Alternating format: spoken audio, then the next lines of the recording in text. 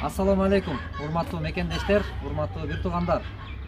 Кудайга чек шүгүлөр болсун. Биз бүгүн кыргыз коомчулугунда ушундай кайрымдуулук иштерди уюштуруп, келгиле кыргыз кыйынчылыкта таштаган эмес деген чакырыктарды айтып, ушундай иштер жүргүзүп келгендин жыйынтыгы бүгүн мына ушундай Надережеге окшогон бир туугандарыбыз үйлүү болуп, биздин баягы жасап аткан иштерибиздин баарын видео кылып чыгарганга биздин чындыгында убактыбыз да жетпей аткан учур. Мына азыр биргеликте бул кубаныч менен чогуу бирге бөлүшөлү. Азыр биз Токмоктобуз. Намаз окуганда Кудай дегендер ушактан бага эки колунан туялып берди. Аларга таасир, ыраазычылык билдирем. Анан биз ойлойбуз, бир сом берсек, бул бир сом эмне болмок эле. Мен бир сом берсем, дагы бир сом бирөө берсе 2 сом болот. Ошентип отуруп көп акча чогулат экен бигин бергенмен. Көптү көлө болот. Көптү күсө көл болот деп. Ошону далилдөө. Далилдөө да ошонун эмеси, мына мен 2 комнат үйдү болдум. Мен кандай элем, даже бир нанга жетпей, жол караспаган акча жетпей отурганда мен силерге чалгам туурабы?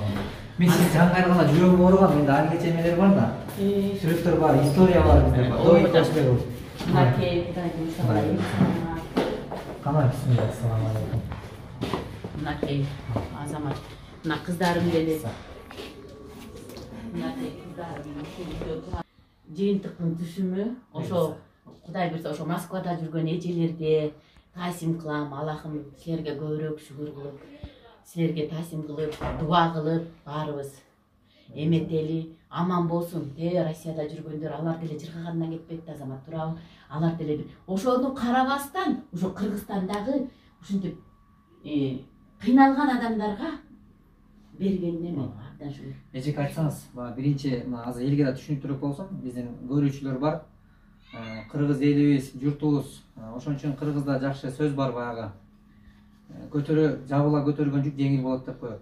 Ошон үчүн биз бир үй билен алы жетпей жаткан мезгилинде элге чагылдырып айтып, мына ушул Надире эжекебиз алгачкы жолу кайрылганда чындыгында мен аябай жүрөгүм ооруган. Себеби эне болуп өз мээримимди балдарыма төгө албай, балдарымды боорума кыса албай, ушу диализге түшүп калып, бөйрөгүм ооруп, ошо бөйрөгүмө барып акча төлөмөктүгүн Бишкекке барганга жол кирем жок жатам, Азамат, мен ушунча эле өлүп каламбы деген сөздөрдү айтканда мен жүрөгүм ооруган аябай чындыгында. Ушул эненин биз канчалык жакшы көрөбүз, бирок эненин жанында болуштукту каалайбыз, бирок түйүлөй туруп, эки жакта туруштук бул өтө чоң азап экендигин билебиз. Анан Надире эже ошону айтсаңыз, алгачкы жолку күнгө элге түшүнүктүүрөөк болсун үчүн. Мен диализ болуп жатып калдым, жатып калганда кыздарым көлдө болуп калды, Азамат билесиң да. Мен шаарда болуп калдым. Анан шаардан акчам жок болсо, чындап келгенде шаарда киши эмес экенсиң да, бир сомуң жок болсочу. Анан квартирадан чыгарып салды. Болгону кызым да акча ошондо, кыздарымды алып баргам жок, менде жанымда болупсуң деп. Алып барсам, биз эшикте калдык. Мен интернеттен эле бир эже менен Гүлдүк эже менен Токмоктон сүйлөшүп жүрдүм да, Унара деген. Ана эжеге уялбай эле чалдым. Эми намыстан эмне кереги бар? Туурабы? Чалып эле эже деди, балдарым менен азыр сиз ким менен десем эле, мисалы ал эже айтты, келелерчи анан чечип алабыз деди. Анан бардым, келип эле ошо ойдон анан сизге чалдым. Ошол учурда кыздарымды болгон акчам 300 сом бар экен, чөнтөм. Ошо менен мен гүлгө салып идим кыздарымды. Тозуп алгыла деп кошуналарга. Анан силерге чалдым, 1 сом эмес, 1 нанга акчам жетпей болбой калган. Жөө калдым. Ошондо силерге чалып, мен Бишкекке каттачым. Анан силер Токмокко киргиздиңер. Анан ошондон акырындык менен, сразу дейм, акырындык менен ушул даражага жеттим. Мына 2 жыл болду. Анан мен азыр диализ алганымды ооруп атам деп чөкпөйм. Азамат. Бүгүнкү күндө да алып атасыз. Мен өмүр бою алам. Анан мен чөкпөйм, анткени мен чөккөнгө мен эмем жок. Чөкпөшүм керек. Анткени мен диализге барганым, мен деген жумушка баргандай мамиле кылам да. Бир жумада 3 жолу мен жумушка барышым керек. Мен ооруганга укугум жок. Мен анткени балдарымды көтөрүшүм керек. Балдарым кичинекей дагы, Азамат. Ошон үчүн мен өзүмө күч кубат берем да, анткени Кудай күч кубат берсин. Мен 3 инсульт алган адаммын. Ким айтат? Оба мен инсульттун белгиси менде баш жаза албайм, анан окуй албайм, Азамат. Ошол эле инсульт билгизбесе, атак жакшы элемин, Кудай буйрса. Мен жакшымын, шүгүр. Кудай буйрса. Басып турам. Бул жашоодо ким бай дебесе айтканда шүгүр кылган адамдар деген экен. Ошон үчүн урматтуу бир тууган, бул жерде азыр мынакей элктүүлүк, күчтүүлүк адамдын ушундай жүрөгүнө жашаш керек. Ушул эжекеге дагы мына ушундай жаркыраган ак өргөнү алып берген биздин бир тууганыбызга, мекендешибизге Аллах Таала эки дүйнө бактылуулугун берсин. Бүгүнкү күндө мындай үйгө жетип албай, дүйнөдөн канчалаган адамдар максатына жетип өтүп кеткендер бар. Бирок ошонун катарында тилектеш болуп, биздин ушундай кичинекей кайрымдуулук кылган ишибизге кайдыгер карабай, мына бүгүн бардык видеолорду чагылдырып элге баягы көрсөтүү мүмкүн эмес болуп турат. Бирок ошентсе дагы Надир эжекем мына мондай жаркыраган үйдө Кудай буйруса үстүндө түнөргө түнөгү бар жашнакай жаркырап турган. Бул биздин максатыбыз. Анткени биздин ишибизде жыйынтык болуш керек. Ошон үчүн урматтуу мекендеш, дайыма ушундай жакшы жолдо бирге болойлу. Бир келген дүйнөдө конокпуз. Бирок конок дүйнөдө биздин аркабызда ушундай жакшы кылган ишибиз калат. Эжеке мынакей азыр диализге барып, ушинтип баягы азыр сөзүндө айтып жатат.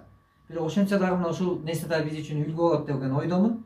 Баарыңыздарга амандык тилейбиз. Дайыма ушундай жакшылык болсун. Кимде ким ооруп атса, ооруп атканына жараткан шифа берип, эжеке ак үргүңүз кут болсун.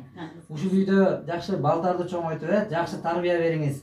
Аларга татыктуу тарбия болсун, дин исламдан кабары болсун, Кудай рызкы Кудайдан экенин билишсин. Жакшы тарбия берип, анан сиздин уулдарыңыз дагы мынакей ушундай кыйналган кыргызга пайдасы тие турган, мекенге салым кошо турган, өлкөгө, өз үй бүлөсүнөн эмес, өлкөгө салым кошо турган уулдардан болсун. Бул эже биз тилектешпиз. Кудай буйруса баарыңыздарга Аллах ыраазы болсун. Мынакей достор, бияк эчекем ваннасы экен. Үй баардык шарттар менен камтылган. Мынакей баардыгы жакшынакай мына сонун. Кудай буйруса.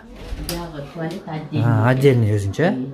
Мынакей эжекем сүйүнүчү менен бөлүшөйлү мекенде. Кухня. Бияк кухня. Эжекем тамактана турган балдары менен сонун. Бул эже киргизгенде мени биринчи ушу интернеттен таанышкан. Салам алейкум. Кандайсыз? Эжем менен видеодо сүйлөшкөнбүз. Ооба, ошол эжени интернет аркылуу эле таанышкан. Мынакей азыр биз кол алышпайбыз. Эжеке, Алла ыраазы болсун. Кудай буйруса, Кудай ыраазы болгон болсун. Баа биздин ишиңерге да ийгилик. Рахмат. Бир мусулмандын сүйүнүчүнө себепкер болуштук канчалык сонун, эже. Мына ушундай ынтымагыбыз, биримдигибиз бар экен, мындай жакшылыктар көп болуп атат буйруса. Мындай жакшылыгыбыз дагы да көп болсун. Сиздерге окшогон эжелериңизге рахмат, эже. Бооруңузга кызып, үстүндө үй жок болгон учурунда борго кысып, үйүңүзгө бир тууган катары каметтиңиз. Жардам бербесек. Болбосо эчеге квартирада турат. Рахмат, эже. Рахмат, Кудай ыраазы болсун. Мына достор, мына кыргыз кыйынчылыкта таштабайт дегендин далили бул, Кудай буйруса. Эжеке өтө сонун. Мына эжекем үйүндө бут эле кирет, куту менен кошо кирсин эжеке, бут. Сонун. Достор. Бияка жол түшкөндө кайрылып турабыз. Кудай буйруса. Достор, ушундай сүйүнүчтөр, ынтымактан пайда болгон кубанычтар көп болсун. Эжеке жакшы туруңуз. Балдарыңыз менен жакшы Айткан Жакшы адамдар жашоого жаратылган, жалын кечип жабыкпай бара турган, жарык өчпөй жашоого үмүт берип, жараткандын сыйлыгын ала турган.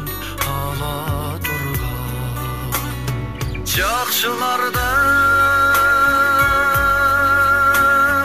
ыйлатпай айлачы, жалгыздатпай жакын деп санайлычы, жолдорунда ансыздан азабы көп, жок дебесе жылуу сөз арнайлычы.